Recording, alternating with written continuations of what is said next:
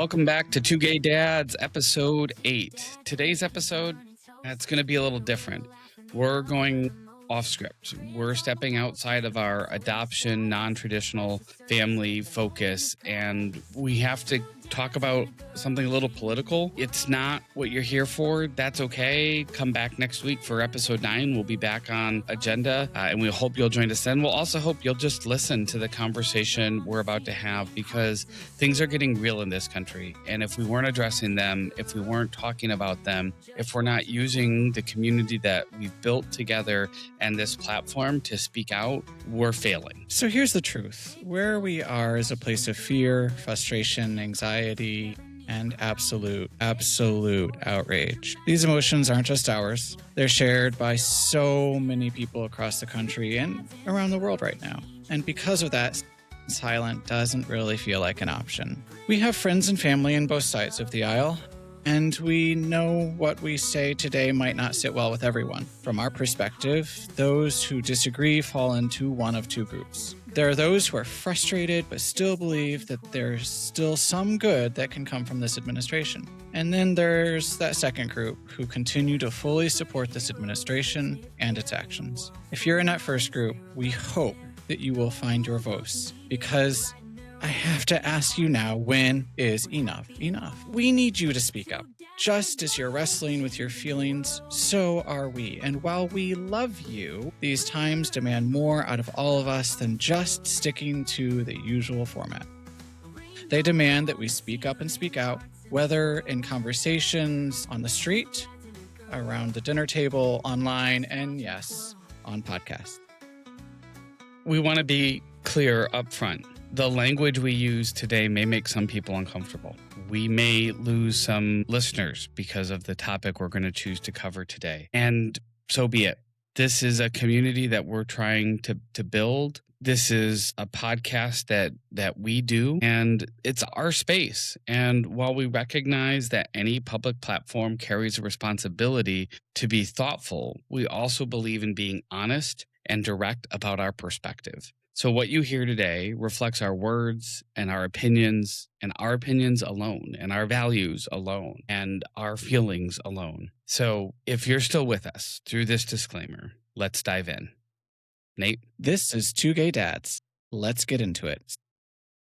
So Jason, I want to start today's conversation by talking about what you experienced in Minneapolis. As some of our listeners know, you flew there on the morning Renee Good was killed. Or let's just say it. She was murdered. She was murdered. And yes, I'm going to say that throughout today's discussion. We're going to use the word murdered because in a free society, running from law enforcement is not and should never be a capital offense. Amen. You were originally scheduled to be there for a completely different reason, but instead you found yourself in the middle of something that, as you told me, changed you.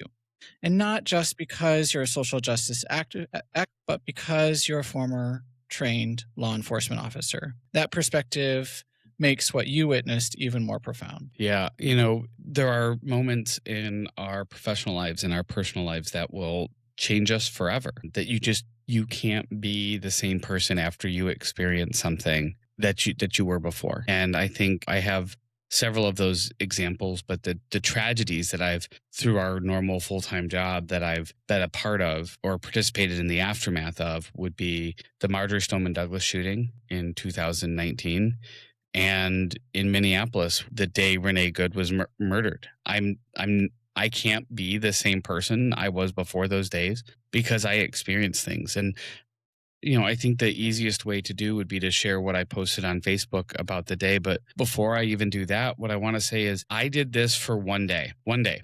We have teachers, support staff, parents, community members in the Twin Cities doing this every single day, pushing back, fighting for the Constitution, fighting for their beliefs every day. I did it for one day, and I'm not the same person. And I experienced trauma, and I am a privileged white dude who was under no fear of any reprisals.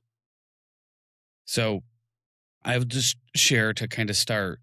I put up a Facebook post on my personal page at the end of my day in Minneapolis when I I was there for another reason and then just had to pivot. I had to help. I had to do something. Tonight, I stood on the same ground where ICE murdered an observer. Let's be clear. This was not self-defense. It was murder. Just hours later, I found myself at a high school where a teacher was abducted by ICE. At dismissal time, when students should be worrying about homework, rides home, and seeing their families, ICE carried out a traffic stop directly in front of the school.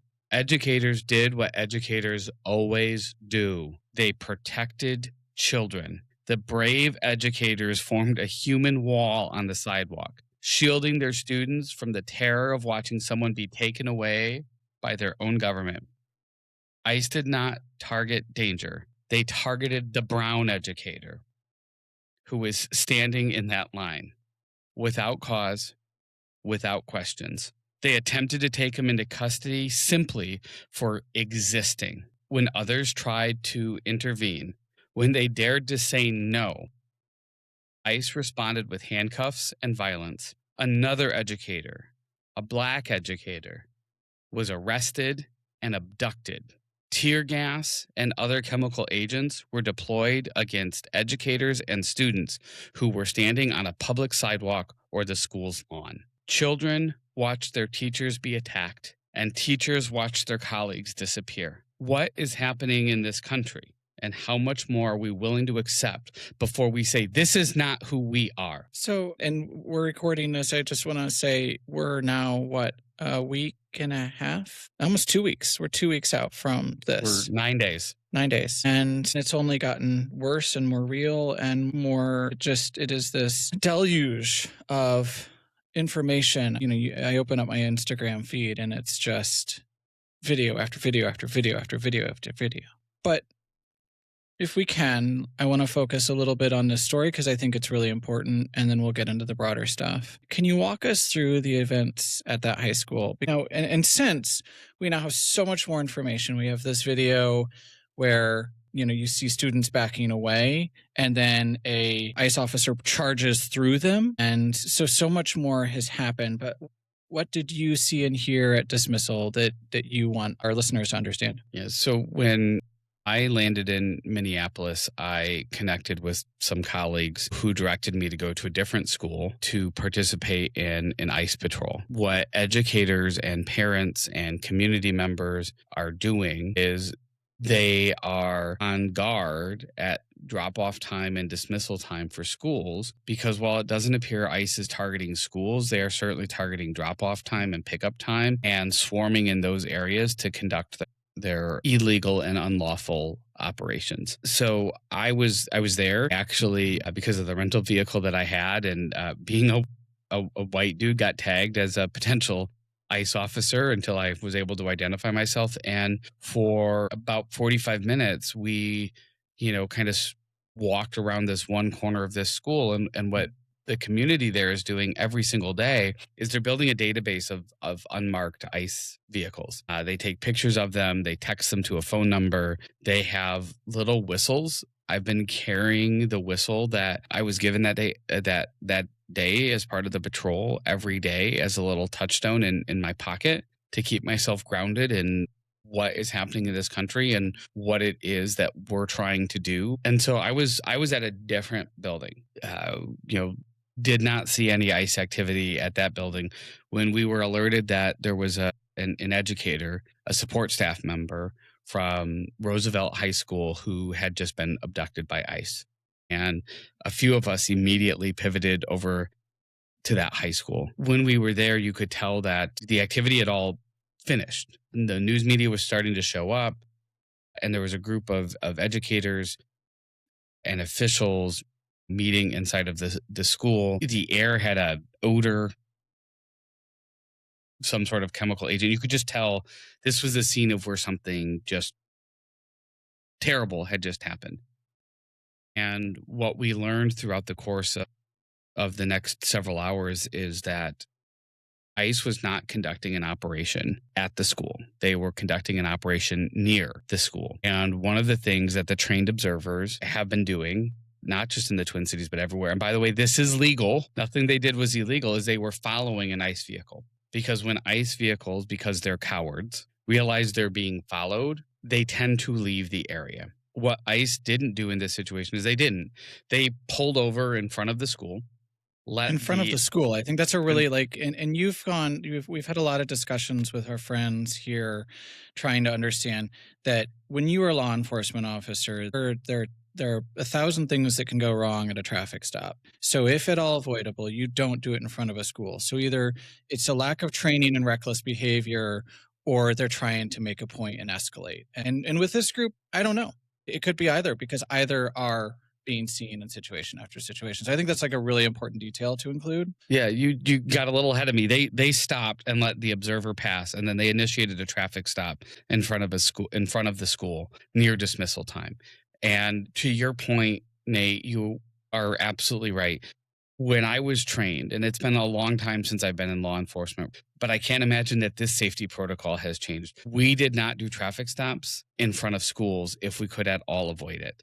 You can wait and let the vehicle get 1 or 2 blocks down the road, because traffic stops are unpredictable and anything can happen on those traffic stops. And so you don't do that because you don't want to put the school at risk. So in this situation, ICE stopped. They let the observer go by. They pulled over the observer. It was dismissal time. The educators at that school started blowing their whistles to let people know and alert people that ICE is in the area. They do that for a few reasons. One, to create the response that they did, which is to form a line on the sidewalk to shield their students from what's happening. But two, to also alert those in the area who, are not white like you and I, who don't have the privilege that you and I have, that ICE is in the area, so be safe. So they formed that line, and as we've seen in dozens of videos since, ICE does not like when people are observing their behavior, when people they're not doing anything wrong, they're not doing anything illegal. They're standing on a sidewalk. And this is hours after they killed Renee Good. Hours. It is important to note that the DOJ, including this week, argued before a federal court in Minnesota that there is no First Amendment protection for observing police. And I was just checking this because the ruling was supposed to come down today or yesterday, and I need to follow up on it. But I think what is important is 7 circuits across the country have said, nope, there's a right here. So that is a assertion that has been not once, not twice, not thrice, but 7 times. Federal judges have said, no, there is a First Amendment right to observe law enforcement. I think that's important. You're had absolutely mentioned- right, Nate. And it's why police have also had cameras. When I was in law enforcement, I was a big proponent. Like, give me a camera, let me wear a camera, put a camera in my police car. I had no problem because I knew the type of service that I was trying to provide to the community. And I thought that by videoing it, it would help exonerate me because I wasn't going to do anything wrong. And there were citizens who didn't like that they were on video. And what we would tell them, what I was trained to do is, like, when you are interacting with a government official, any government official, you don't have a right to privacy when you interact with them. So you interact with law enforcement, you interact with firefighters, you interact with elected officials. You don't have a right to privacy in that moment because you're interacting with a government official. Well, and those That cameras same are an inverse has to be accountability true. measure. If those cameras are an accountability measure, well, what does it matter? Because now Trump has said, or Trump's, I don't know what to call him, the most evil man in the country, Stephen Miller, has gone out and said that they have immunity. All the civil protections have gone away. But that brings me to this other point. And when you were talking about that they keep records of these ICE vehicles, I want to be really clear. By and large, especially the organized activists who are unpaid, because there are no paid people out there. There are no paid protesters. If there were, I'd sign me up. That's a myth. But one of the things that they taught, I was listening to this interview on Autocracy in America, and it was an interview with a woman at the Brennan Center for Justice. And she was talking about report. Part of why they're keeping records of these vehicles, why there's so much is being documented, why it is important if you have an interaction with ICE and you feel unsafe that you report it locally, you report it federally, is there needs to be a record. First of all, those are foiable and we can go back and look at them later and create a record. It's a historic record, but also at some point, if there is justice, these people will be brought to justice. And having documented situations where they have harmed American citizens or anyone for that matter is important because that is how we're going to bring them to justice. So that is, I just wanted to make that point here today too. It's important to report and to understand why they are keeping records. It's not to dox people, it's not to go after them, it's to ensure that we can prosecute those who are worthy of prosecution and justice later. And it's to protect their community, right? Creating a database of known unmarked ICE vehicles helps keep communities safe. ICE does not have the constitutional authority to initiate traffic stops for civil infractions. And following an ICE agent is not a civil infraction. The only way ICE can detain someone is if they believe that there is an immigration civil offense that is happening in front of them. And what have we heard? Didn't you learn anything? Didn't you learn that we can murder you with impunity and we'll just make up the facts? I mean, That's what they're what saying, they're right? doing. Now, you had talked about the ICE had targeted a brown educator without cause. What evidence or signs suggest that the stop was racially or politically motivated? There was one brown educator on the line surrounded by their white colleagues, and they targeted the brown person who again was standing on the sidewalk. And you've seen the videos of them just attacking people for filming them. That happened after, but this is what they're doing, right? And it's bad. So like they went after the brown educator, and when they couldn't get the brown educator, they grabbed the black one. So, from your experience, what are you seeing? How are you seeing the community come together to support fellow members? And I think we focus a little bit on education because that's where, I think maybe it's personal for us, right? I just went and picked Lizzie up at school. We send Lizzie to school every day. But so the schools are, and this is happening to educators. So it is easy to focus, but there's a broader community of just people who are coming together. And what are you hearing, experiencing? Because I know that you're still plugged in. I know that you're continuing to work with community activists there. So what can you tell me about what they're doing? They are doing non-compliance trainings. They're doing citizen observer trainings. I heard a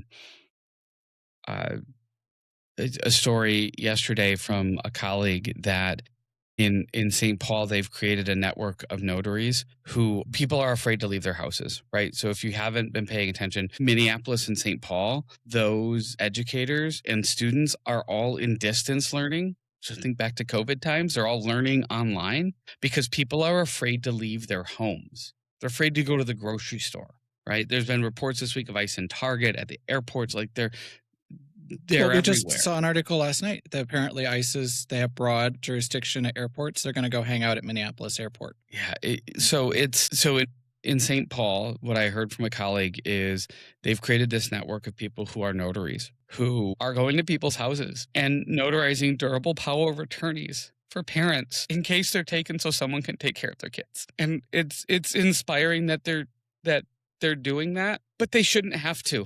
They shouldn't have to. Kudos for protecting your kids. Kudos for standing up. But this is where we are, where parents are signing notarized documents about who's going to care for their kid in case they're abducted by ICE. That's where we are, right? I think I've cried myself out today over stories about a 6-year-old in New Jersey whose dad went to go get food at the local restaurant and ICE just scooped him up and left the kid alone.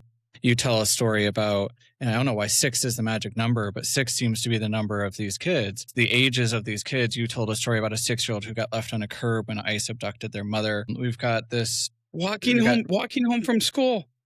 Renee and Becca Good's son is distance learning right now because it's not safe for him to go to school. But it wasn't enough to threaten Becca Good and her 6-year-old son. They also have been going after the school that little boy went to, and that school has received threats and has had to increase security. Like, this is the level of crazy. And it's so it is, ICE is one component of it, but there is also a lot of ugly who feel empowered by ICE's activity to threaten and go after them. And it's only underlined by the DOJ launching an investigation into Becca Good the widow whose wife was murdered, not the police officer that they refused to investigate and the investigation that they did that they're refusing to share. But now they're investigating her, the FBI, for political activity and organizations with whom she interacts. Let that sink in. I have cried out today. I think about that story that I heard from a colleague who lives in the Twin Cities about the 6-year-old being left on the sidewalk, traumatized and alone. And I say this with so much privilege as a cisgender white dude sitting here. But all I could think about in that moment was like, what would Lizzie do if ICE came and scooped us up while we were picking her up from the bus stop? And they left her in the winter, standing. The bus stop is a mile from our house down this country road. She wouldn't know what to do, and they don't care. But they call themselves people of faith. So if you are a person of faith, I don't care what religion you're a part of. Where is your God? Where do you see your God in this?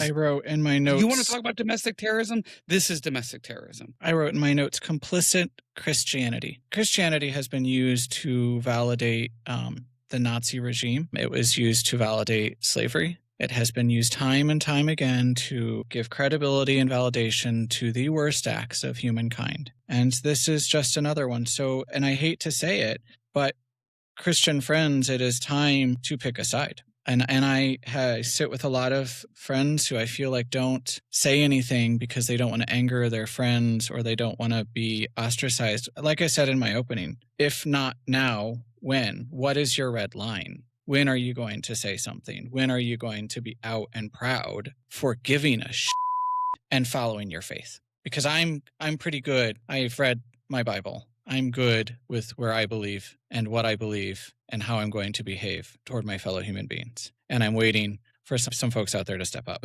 Since November of last year, we've been having a lot of discussions around our household, and we've touched on some of these over the other 7 episodes about things we're doing to make sure we're ready, things we think other specifically LGBTQ parents should be doing.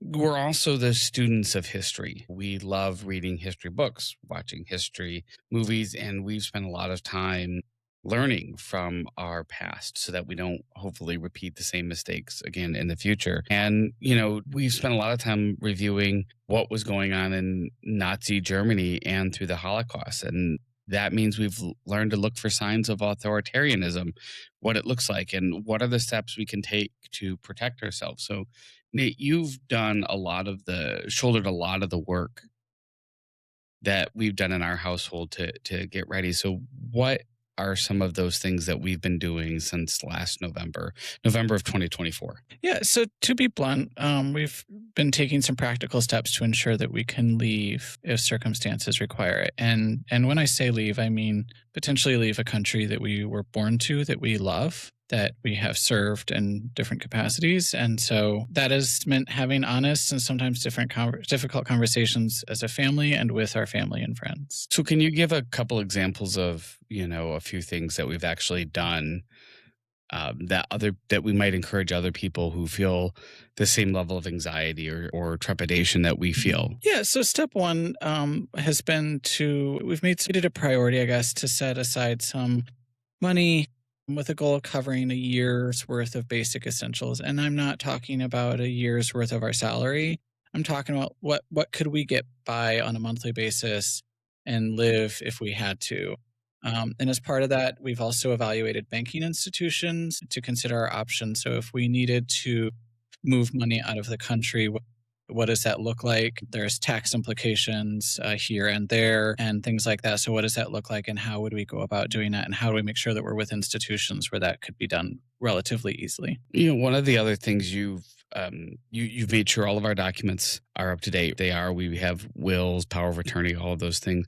But you also took us through this process, a process that I had never heard of, about apostilling all of our documents. Can you tell people what that is, why we did it, and why it's important, and what those documents would be needed for? So first, I just want to go to the wills for a second. I think it's really important that if you don't have a will, you do. It's not just about end-of-life decisions. It's about ensuring continuity of care, stability, and legal clarity for your family. And that becomes really important in times like these. We don't know what's going to happen. And so you don't want to leave your loved ones hanging out there. So, apostilling is an internationally recognized certification that verifies authenticity of documents so that they can be legally accepted in another country. And I got to tell you, it is a time consuming and expensive process, but it is an essential one if you think that you may end up crossing a border with your family. And that process has taken a year, but I feel better having those documents. There are time restrictions on those that I think that you should be aware of. You should know what you're getting into, especially if you're going to make the investment to do it. As you know, typically people don't do it unless they know where they're going and when they're going. We did it as a precaution and a show of good faith if we needed to get out. And, another thing that we've been trying to figure out, unfortunately for us, both of our families immigrated to this country early. Some of my family came actually before America was America. It was before it was a colony, right? We came over very early. So we don't have I don't believe you have any ancestral claims to be able to get citizenship other places. But one of the things we've done in addition to everything is we've researched what are the easiest places to immigrate to? What does it take if we wanted to immigrate to country X? What are the requirements? And obviously having a job, or looking for jobs in those markets helps. But I think knowing where we might go and actually it's scary to think that we've done this, but we've had the discussion of if we had to immigrate, where would we go? Yeah, and there is a bill, or several bills, I'm not sure. I know of one that is gaining some ground to potentially make having more than one citizenship illegal. But if you have access, in a lot of countries, especially in Europe, are allowing folks to get second citizenship if they're within like 2 or 3 generations from having immigrated. If that's you, I would say that you should probably look into that. And from my point of view, and I'm not a lawyer, so this isn't legal advice, but I can't imagine that it would do any harm to go ahead and get those applications going. Even if that bill were to pass, then at least, if it doesn't pass or it doesn't get any traction, then you have an escape plan or an escape hatch. So I would do it anyway. If we had it, we would be doing it. We're just unfortunately too far from the boat, as it were.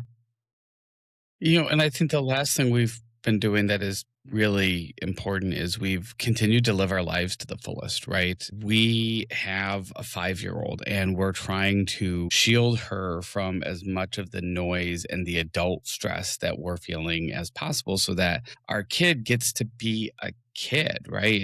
And she does her schoolwork. She does her dance class.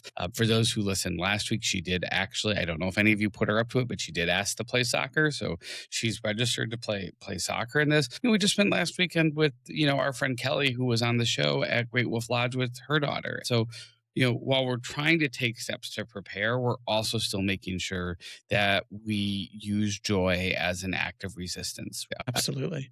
My boss at work said a year ago, and it stuck with me and I've carried it, is that she was going to be defiantly joyful and joyfully defiant. And in these moments, I'm still trying to lean into that mantra. Absolutely. Absolutely. So, Jason, because and I know we're getting to our time, but I just want to take a minute. You've taken part in some pretty amazing authoritarianism or rather what to look for and then how to resist against authoritarianism. And I was hoping maybe you could say a little bit, and then we're going to touch on some podcasts that we're listening to that others might find beneficial. Yeah, absolutely. So I want to give a lot of credit. There's a group of trainers out there, a network of national trainers called the Freedom Trainers. So we will link to their website in the show description so you can find it there. All of these materials are open source. So you can find a training, you can request a training, you can also look at all of their materials. And so I think the first thing to realize is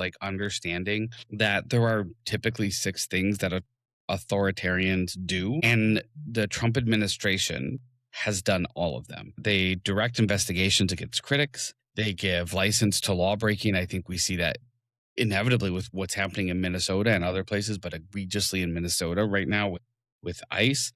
They retaliate against their enemies by putting regulations on them. They deploy the military domestically. We've seen the National Guard get deployed to cities, blue parts of this country that are not aligned with where this president is going. They have federal law enforcement drastically overreach. You see what like we've talked about ICE, but the FBI is out there investigating anyone who looks at Donald Trump the wrong way. And the authoritarian won't leave. They become autocratic and they won't leave.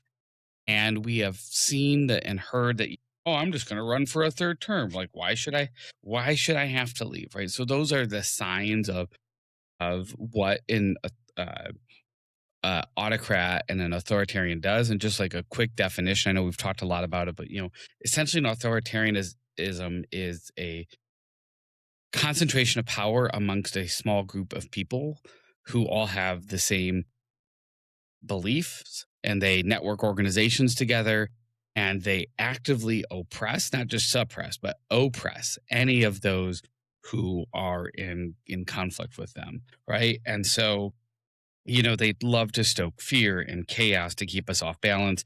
They make threats to get people to obey in advance. I think that's one of the key things, like don't obey in advance, right? And what I mean by that is don't just start conceding ground because you're afraid of what might happen, because they're using fear to try to get you to do that, right? And listen, this is what historians will call this, or what social researchers call this, is what we're experiencing is a democratic, not small d democratic, right, backslide, and it can be fatal for countries. So when you think about it, there have been 96 episodes of democratic backsliding from 1900 to 2019, so about a 119-year period. 68% of those, when they had democratic backslidings, broke down into authoritarianism and autocratic rule. But we should be hopeful, and there is reason to be hope. And sometimes in these moments, we need to find the reasons to be hopeful, right? So over the last 30 years, right? So, since right around the turn of the century, right? 54% of those democratic breakdown cases resulted in pivots to a structure of government that was more democratic and more fair and more equal than it was before. And so there's, reason to be hopeful, right? And so can we stop this? Absolutely, right? And, researchers have looked at 35 cases of democratic backsliding from 1991 to 2021. And they were, predicted the probability of democratic backsliding, right? So if there is no civil resistance, there is only pushback and stopping of authoritarianism and autocratic rule in 7.5% of those cases. But if there is civil resistance, then 0.7% of the time, democracy is restored. And so when we think about why are these rallies, why are No Kings rallies, why are other forms of protest important? A protest very rarely creates immediate change, but we do build muscle. We do build capacity. We build a network of people who are saying this is enough. And that's what we need to keep doing. And there's a magic number, 3.5%. We need 3.5% of the population to stand up and say no. And if we do that, we are far more likely to succeed than not. Those are just a few of the things that I've learned through these amazing trainings that I've been able to be a part of as professionally. Again, it's Freedom Trainers. Google them. They're linked in our show. All of these materials, all of this stuff that I just referenced, there's those materials and so much more for free on their website. I heard an interview today with the Adrian Fontes, the Arizona Secretary of State, and I'm going to paraphrase this a little bit, but I thought it was brilliant. He says, "We live in a nation with a diminished democracy. Have countrymen and women, fellow countrymen, who do not want democracy anymore. That is a horrific realization. But if we don't face it, if we don't talk about it openly, if we don't admit the truth, then we are burying our heads in the sand and we're letting the bad actors run roughshod over everything. I can't tell anyone what to do, but if you're not doing anything, I'm jealous of your privilege. It's time to get up and say something, folks." So, I just to add, to kind of conclude, what I've been learning, and and studying and trying to share with others. There are three big lessons that we should learn and that we should take as we continue to fight back, which is we need to keep testing boundaries. One of the reasons political space gets smaller is because people self censor, right? So, to avoid this, groups need to keep testing boundaries, go on strikes, do protests, right? Do meet and greets, have open forums and conversations. And, how, like, we need to test and poke and prod to see how the opposition is going to respond to what we're doing, and we have to take risks. So we need to be prepared when we do those activities that there's going to be what's called like a repression rebound. So repression isn't the goal, but if your primary goal is safety, it will result in us doing safe actions that don't challenge authority. And authoritarianism's primary weapon, as we're seeing right now, it is fear, which is the goal of repression. And you can make it rebound, right? So we need to create systems to handle that repression. So Rapid Response Network, we shared examples of what they're doing in the Twin Cities, what I experienced when I was there for one day, right? The real heroes who are the people on the ground who are living this every day and fighting back on this every single day. They are heroes. They are patriots in this country. And we need to have we can't have leaders saying, it won't work. The more they, we can't self-censor. Again, to the other one, we can't self-censor. We can't shut ourselves down because we're afraid it won't work or we're afraid of what the opposition might do. And then the last lesson for where groups have been and countries have been successful is around staying adaptable, right? So getting committed to a single tactic is a huge mistake. We need hundreds of tactics. We need thousands of them, hundreds of strategies, right? We cannot only march. We cannot only occupy a building.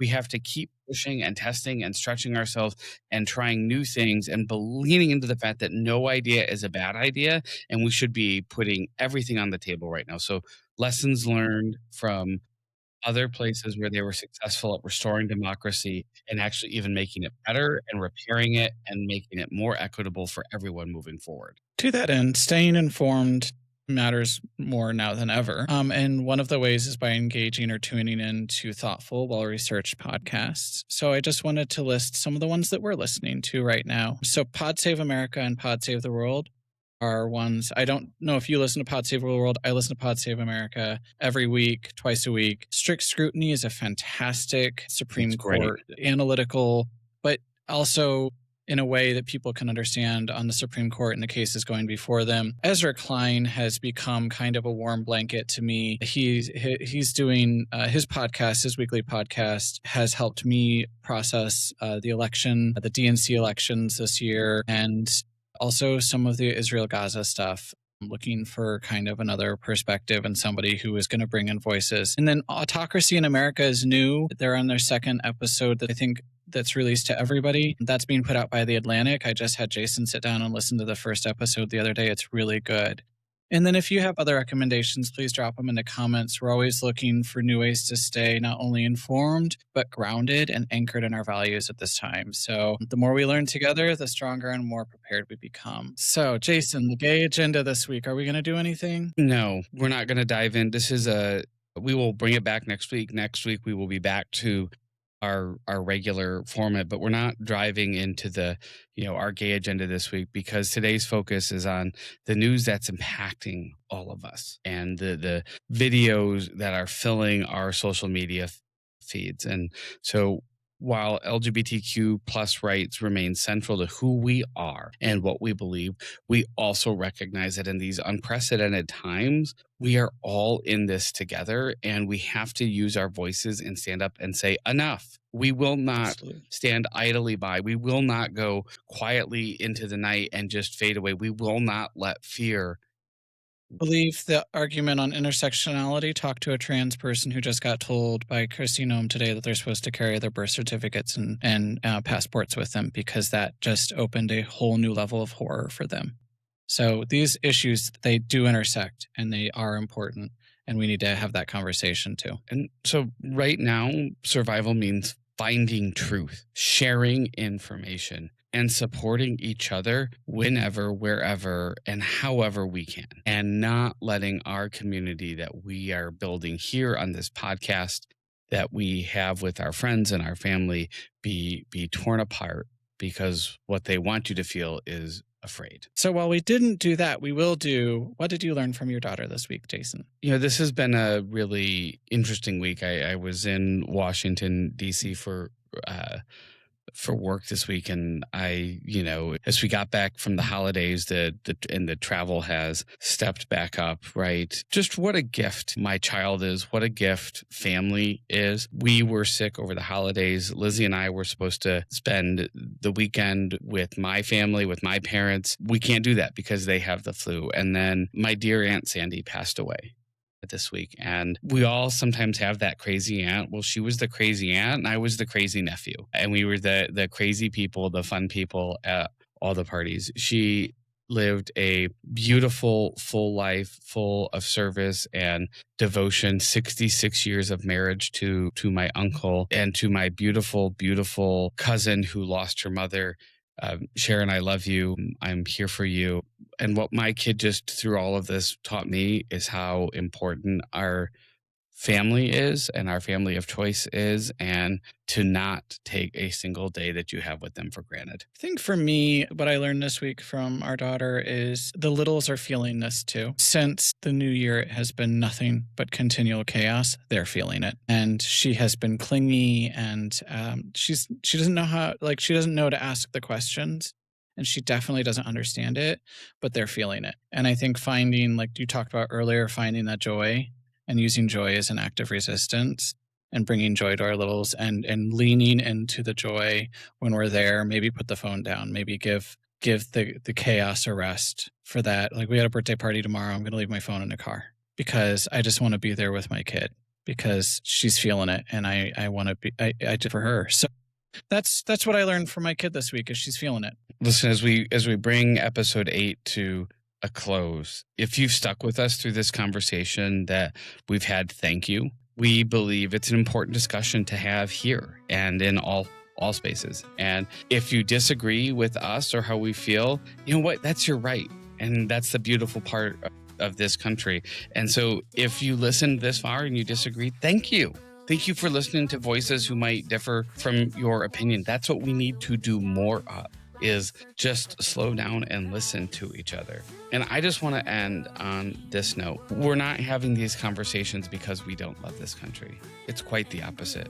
We're having these conversations because we do love this country, because we do believe that we are patriots, because we do believe in the promise of what America can be, has yet to be, and hopefully will be someday in the future.